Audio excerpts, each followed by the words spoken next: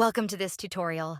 Today, I'll guide you through the process of creating a fun and simple collect 3 items minigame using Bonfire Builder. Whether you're just getting started or already familiar with the platform, follow along, and soon we'll have an exciting minigame up and running. In this tutorial, we're focusing on the gameplay mechanics using Bonfire Builder. If you're new to the platform, don't worry. I'll walk you through every step. And if you're more experienced, this will be a quick and straightforward build. Ready? Let's jump right in. Let's set up our game assets.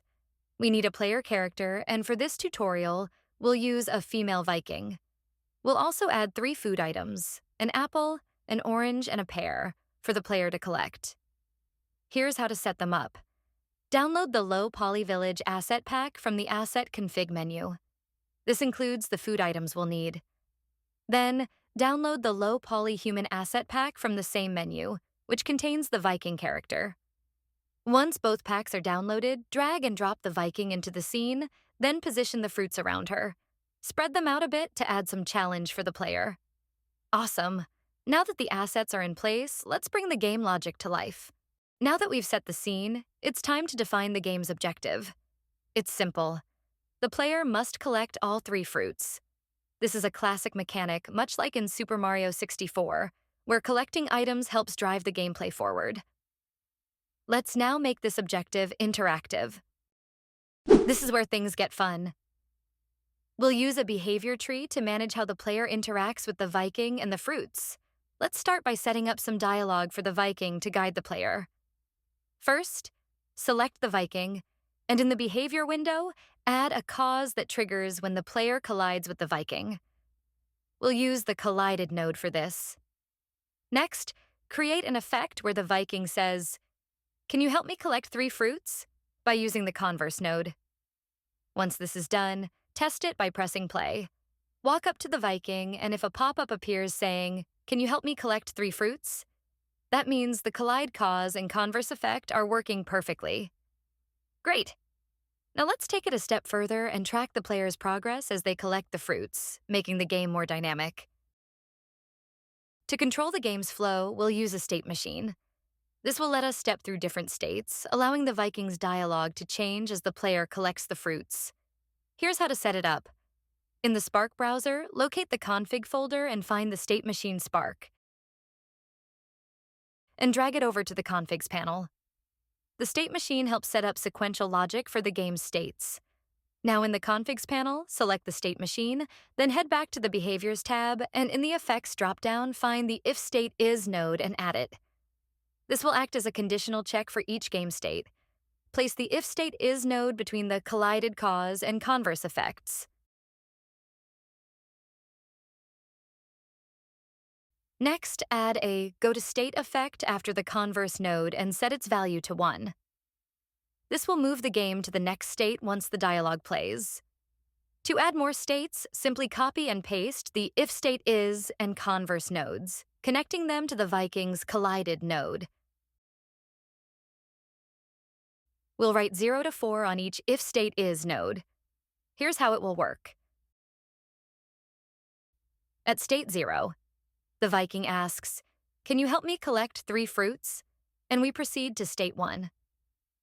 Now that if we are at state 1, the Viking encourages the player, saying, "You better get started." Now, if we're at state 2, after the first fruit is collected, the Viking says, "1 down, 2 to go." At state 3, after the second fruit, the Viking says, "Just 1 piece of fruit left." At state 4, once all fruits are collected, the Viking congratulates the player with, "Great, you did it." Lastly, to make the game loop, add a Go to State effect with the value set to 0 at the end of state 4. This ensures that after the player collects all the fruits, the game resets back to state 0. By using the If State Is condition, we'll track the player's progress and update the Viking's dialogue dynamically. Once all fruits are collected, the game will reset, making it replayable. Test the state machine by pressing play and interacting with the Viking.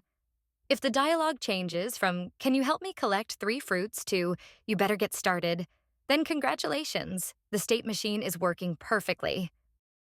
Now, let's ensure the fruits react when collected.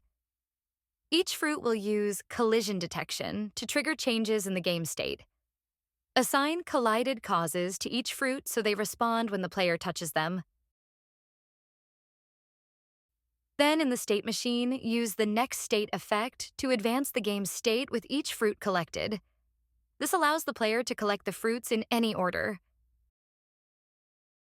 To make the game replayable, we'll add a state machine that resets the game and makes the fruits reappear once all three have been collected.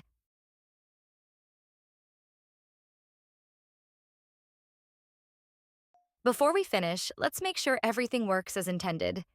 Debugging is essential for ensuring smooth gameplay. Here's what we need to check. Set the fruits to become invisible after they're collected, preventing the player from collecting them multiple times. Ensure the fruits reappear when the game restarts. This is when the state gets back to 1, making the game fully replayable. After these checks, your game should respond dynamically to the player's actions while resetting smoothly for repeat playthroughs. We're almost done.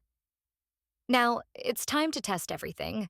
As the player collects each fruit, the Viking will provide feedback based on the current state. Once all 3 fruits are collected, the game will reset, ready for another round. Go ahead and play through the game, checking that each interaction works as expected. If everything runs smoothly, congratulations, you've successfully built your minigame.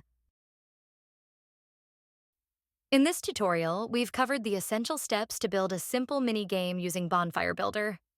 By combining behavior trees and state machines, we've created dynamic interactions that respond to the player's progress. With these tools, you can build even more complex and immersive games. I hope you've seen how Bonfire makes game development intuitive and easy with its story-driven cause and effect approach, much simpler than traditional programming. I hope you enjoyed the journey, and I can't wait to see what you create next.